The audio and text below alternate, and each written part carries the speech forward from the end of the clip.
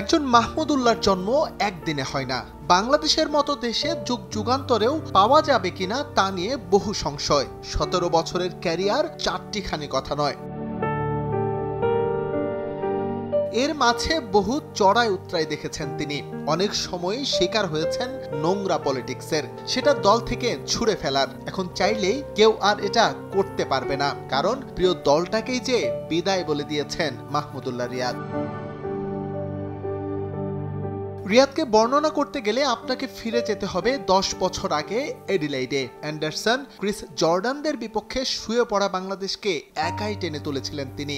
103 রানের মহাকাব্যে বাংলাদেশকে পাইয়ে দিয়েছিলেন কোয়ার্টার ফাইনালের টিকিট। বিশ্বকাপে লাল সবুজের ওটাই সেরা সফলতা, যা এসেছিল মাহমুদুল্লাহর হাত ধরে।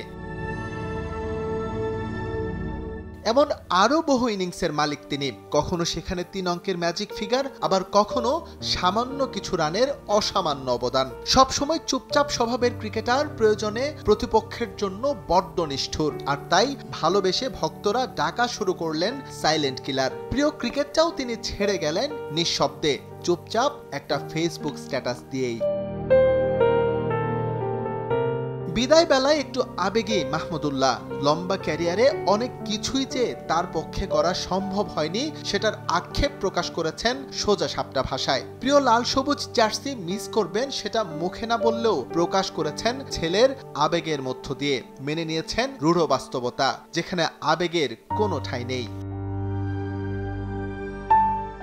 তবে একটা জায়গায় সমীকরণ মেলাতে পারেননি তিনি। মাশরাফি, তামিম, মুশফিকদের মতোই মাঠ থেকে বিদায় বলার কঠিন সাহসটা দেখাতে পারেননি এই অলরাউন্ডার। অবসর নিয়ে একটা ভুল সংস্কৃতিতে দেশের ক্রিকেট, সেই বলয় ভাঙতে পারেননি তিনিও। স্টেডিয়াম ভর্তি দর্শকের আবেগ আর ভালোবাসায় সিক্ত হয়ে বিদায় বলার রীতিটা অনুপস্থিত থাকলো রিয়াদের বেলায়ও।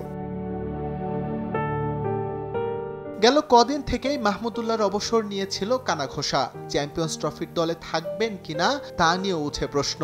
এসব কিছুর মোক্ষম জবাব দেওয়ার উপলক্ষ তিনি পেয়েছিলেন রাওয়ালপিন্ডিতে নিউজিল্যান্ডের বিপক্ষে, কিন্তু পারেননি। ব্যর্থ হয়েছিলেন চরমভাবে। তখনও উপলব্ধির বাইরেই ছিলেন তিনি। কে জানে, পাকিস্তানের বিপক্ষে শেষ ম্যাচটা বৃষ্টিতে না ভেসে গেলে হয়তো গল্পটা হতো ভিন্ন।